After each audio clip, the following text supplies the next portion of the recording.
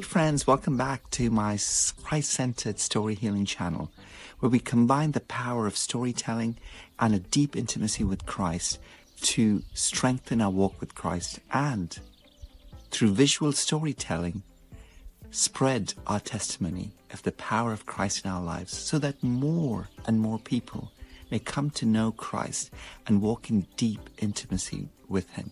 We're all called as sons and daughters of Christ to spread the good news of Christ, to take it to the ends of the earth.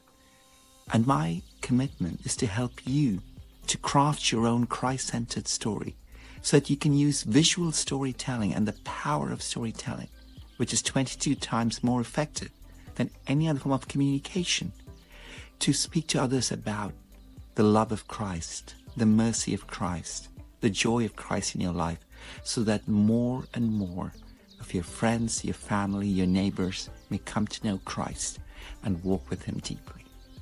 So, storytelling, as we've mentioned before, is 22 times more effective at touching hearts and minds. It helps us to remember things better. It helps us to remember things for a lot longer than any other form of communication. It helps us to remember things with a lot more detail than any other form of communication.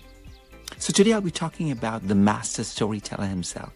That's right, Jesus Christ. And we'll be speaking from Luke 14 about the parable of the banquet. So in Luke 14, Jesus talks about a king who decided to throw a lavish banquet.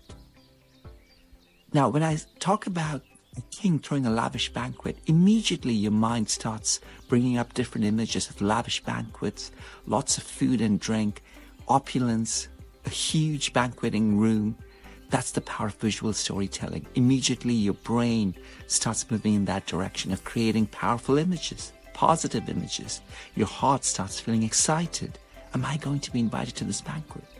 So back to Luke 14, where the king is throwing this amazing banquet. And in this banquet, he asks his servants to go and get the people that he's called, that he's chosen to come and attend this important banquet. Yet when the servants go and find the people start making excuses. One of the guests who are invited says, I've just bought a field. I need to go and inspect it. Another guest says that he's just bought 5 pairs of oxen and need to look after them. Another says he's just getting married, so he's too busy to attend the banquet of the king, to attend the banquet where he has been chosen, where she has been chosen to come and attend this banquet of the king. So the servants come back and tell the king that none of the chosen guests, the individually named chosen guests, have decided to come to the banquet. They've made excuses. So the king gets really, really upset. Imagine the emotions. Imagine the visual imagery that's happening at this point in time. As I'm telling you the story, your mind is portraying images of a king who is upset with his chosen guests, whose heart is heavy and burdened, and is upset about the fact that his chosen people had not come to his banquet. So what does the king do? The king sends his servants out to say, go and find people around the hedges and bushes, around the byways, and bring them to my banqueting table, because it is full and laden and ready for people to come and enjoy my banquet. For my banquet is special. For my banquet is a special place where you can come and feel my intimacy and presence.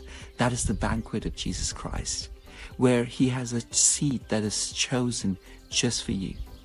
So you can come and enjoy deep intimacy with Christ, and come to Christ's banqueting table on a daily basis, so you can walk in deeper intimacy with Christ. That is the power of Christ-centered story healing. Through stories like this, we are able to encourage others to come closely into a deeper intimacy with Christ, to come to a banqueting table where their name has been chosen. A seat has been earmarked for them with their name on it, to come into the banqueting table of Christ and to dine with Christ and to have fellowship and deep, deep intimacy with Christ. That's the power of Christ-centered story healing. We're talking a lot more about that over the coming days, how you can craft your own Christ-centered story healing experience and share that with others as a visual testimony of the goodness of Christ in your life.